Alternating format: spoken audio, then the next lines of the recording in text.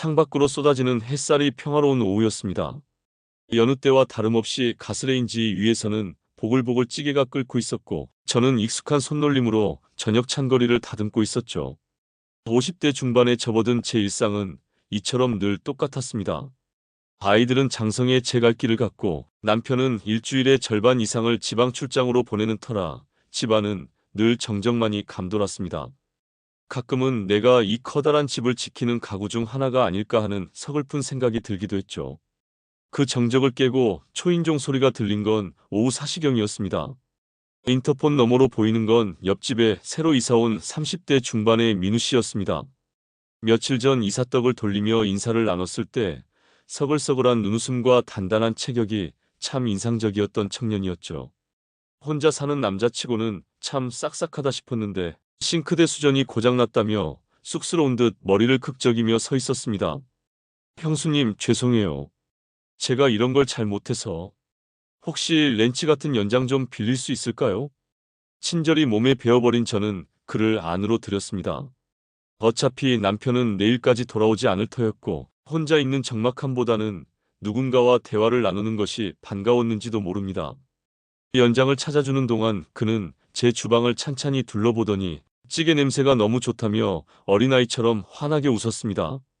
와, 진짜 엄마가 해주시던 집밥 냄새예요. 형수님 손맛이 보통이 아니신가 봐요. 그의 순수한 칭찬에 저는 오랫동안 잊고 지냈던 수줍음이 차올랐습니다. 칭찬에 인색한 남편 밑에서 무미건조하게 살아온 저에게 그의 말 한마디는 말라버린 화초에 쏟아지는 단비 같았죠. 저는 기꺼이 그에게 이른 저녁을 대접하겠다고 제안했습니다. 식탁에 마주 앉아 밥을 먹으며 우리는 많은 이야기를 나눴습니다. 그가 서울로 올라와 겪은 고생담, 그리고 제가 결혼 생활을 하며 느꼈던 소소한 기쁨과 슬픔들까지. 그는 제 이야기에 귀를 기울여 주었고, 때로는 제 손등을 가볍게 토닥이며 공감을 표했습니다. 술 기운이 살짝 오른 걸까요? 와인 한 잔을 곁들인 식사가 끝날 무렵, 공기는 묘하게 뜨거워져 있었습니다. 저는 설거지를 하기 위해 싱크대 앞에 섰습니다. 물소리에 묻혀 그의 발소리가 들리지 않았던 걸까요? 갑자기 등 뒤에서 뜨거운 열기가 느껴졌습니다.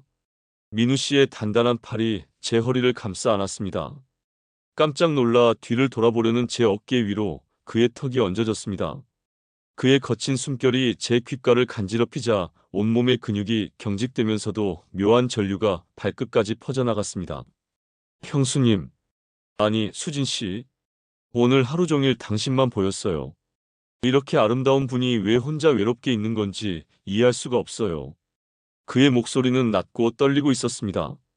제 이성은 그를 밀쳐내야 한다고 소리치고 있었지만 제 몸은 20년 만에 느껴보는 여자로서의 대우에 저항하지 못했습니다. 그의 손길이 제 앞치마 끈을 타고 올라와 허리선을 더듬을 때 저는 제가 살아있다는 사실을 온몸으로 실감했습니다. 주방의 열기는 가스레인지 불꽃보다 더 뜨거웠습니다. 그는 제 목덜미에 코끝을 묶고 깊게 숨을 들이마셨습니다.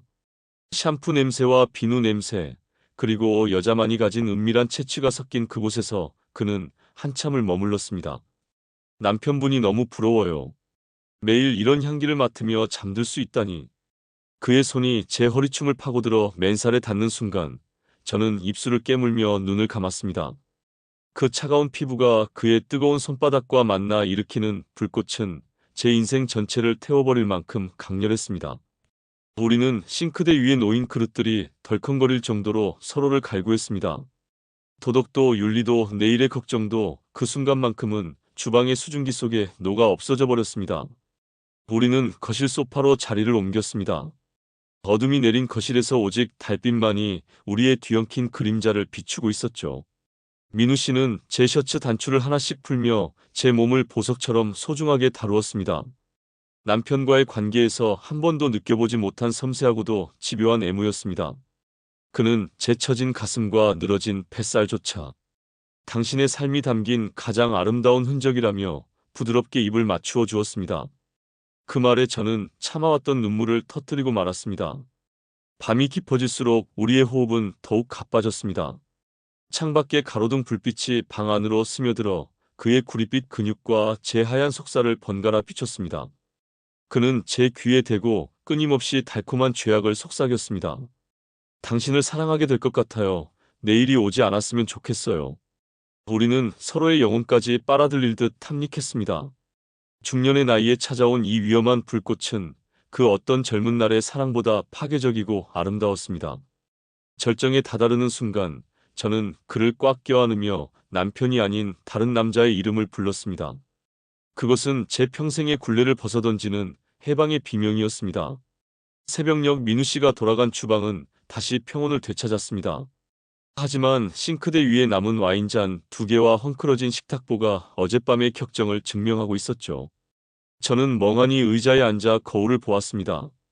그곳에는 어제와 같은 중년 여인이 서 있었지만 눈동자만큼은 잃어버렸던 생기를 머금고 빛나고 있었습니다. 잠시 후면 남편이 출장에서 돌아올 것입니다. 그는 평소처럼 밥 줘라는 말로 하루를 시작할 테고 저는 아무 일 없었다는 듯 국을 데우고 밥을 풀 것입니다. 하지만 제 가슴속 깊은 곳에는 이제 아무도 침범할 수 없는 비밀의 방이 생겼습니다. 그곳에는 옆집 청년의 뜨거운 백허그와 주방에서 나눈 은밀한 약속들이 보물처럼 숨겨져 있을 것입니다. 인생의 황혼기에 찾아온 이 위험한 인연, 여러분은 이것을 추한 불륜이라고 부르시겠습니까? 아니면 메말라 죽어가던 한 영혼에 내린 기적 같은 축복이라고 하시겠습니까? 누군가에게는 범죄일지 몰라도 저에게는 이 밤이 남은 생을 버티게 할 유일한 이유가 되었습니다.